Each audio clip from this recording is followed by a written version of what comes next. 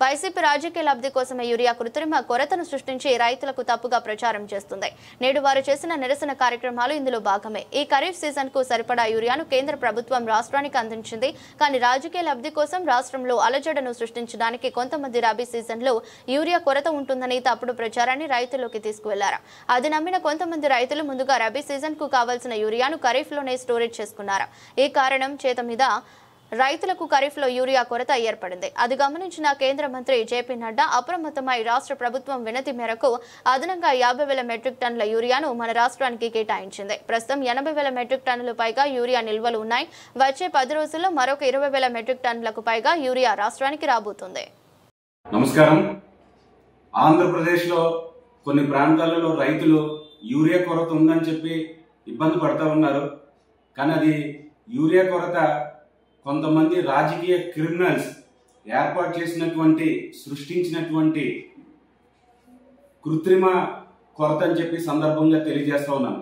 ఎందుకంటే ఖరీఫ్ పంటకు కావాల్సినటువంటి యూరియాని కేంద్ర ప్రభుత్వం రాష్ట్ర ప్రభుత్వంతో సమన్వయం చేసుకొని యూరియాని అందించడం జరిగింది.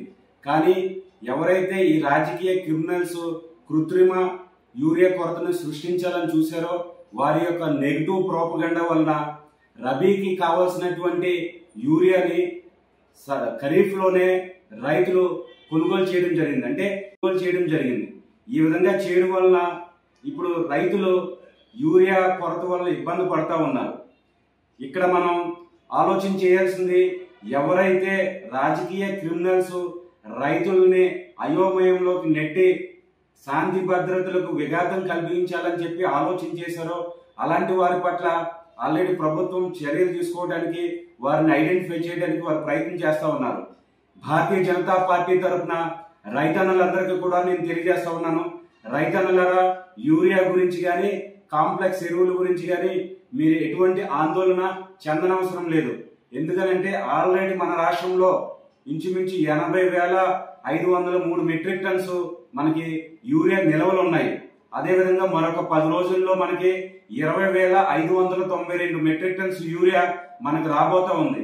అదేవిధంగా ఇప్పుడు కాకినాడలో ఉన్న పోర్టులో ఉన్నటువంటి నౌకలో మనకి 17,593 మెట్రిక్ టన్నుని వెంటనే రాష్ట్ర అవసరాలకు, రైతన్నుల అవసరాలకు కేటాయించాలని చెప్పి కేంద్ర ప్రభుత్వంలో ఉన్నటువంటి మన మంత్రి జేపీ నడ్డా గారు రాష్ట్ర అవసరాలకి కేటాయించడం జరిగింది. ఈ విధంగా కేంద్ర ప్రభుత్వం ఎరువుల విషయంలో, యూరియా విషయంలో రాష్ట్రానికి సహకారం అందిస్తానుంది. ఇక్కడ ఉన్నటువంటి కృత్రిమ కొరతను సృష్టించినటువంటి నెగిటివ్ ప్రోపగండా చేసినటువంటి రాజకీయ క్రిమినల్స్ చేసినటువంటి ఈ చర్య వలన రైతులు ఇబ్బంది పడతా ఉన్నారు. అందుకని వ్యవసాయ శాఖ అధికారులను, పోలీసు శాఖ వారిని నేను కోరుతా ఉన్నాను, ఈ విధంగా నెగిటివ్ ప్రోపగండా చేసినటువంటి రాజకీయ క్రిమినల్స్ ని మీరు వెంటనే ఐడెంటిఫై చేసి వారిపై మీరు చట్టరీత్యా మీరు చర్యలు తీసుకోవాలని చెప్పి సందర్భంగా మిమ్మల్ని కోరుతా ఉన్నాను. అదేవిధంగా వ్యవసాయ శాఖ అధికారులను మీరు కోరుతా ఉన్నాను, మీరు వెంటనే క్షేత్ర స్థాయిలోకి వెళ్లి అక్కడ ఉన్నటువంటి మన రైతన్నులందరికీ కూడా మీరు కలిసి ఇక్కడ ఉన్నటువంటి యూరియా నిల్వల గురించి కానీ కాంప్లెక్స్ ఎరువుల గురించి కానీ మీరు వారితో మాట్లాడి వారికి భరోసా కల్పించాలని చెప్పి సందర్భంగా తెలియజేస్తూ, ముఖ్యంగా మన తూర్పు గోదావరి జిల్లాకు సంబంధించినటువంటి యూరియా కొరత ఉందని చెప్పి నాకు రైతులు నా దృష్టికి తీసుకొచ్చిన వెంటనే మన రాజమండ్రి పార్లమెంటు సభ్యురాలు గౌరవనీయులు శ్రీమతి పురంధరేశ్వరి గారి దృష్టికి యూరియా కొరత విషయాన్ని నేను తీసుకుని వెళ్ళడం జరిగింది. వెంటనే వారు రాష్ట్ర స్థాయి, జిల్లా స్థాయి అధికారులతో మాట్లాడి, సంబంధిత మంత్రివర్యులతో కూడా మాట్లాడి తూర్పు గోదావరి జిల్లా రాజమండ్రి పార్లమెంట్ కి రైతన్నులందరికీ కూడా ఎటువంటి కాంప్లెక్స్ ఎరువులో గాని యూరియాలో గాని కొరత ఏర్పడకూడదని చెప్పి వారు కోరడం జరిగింది.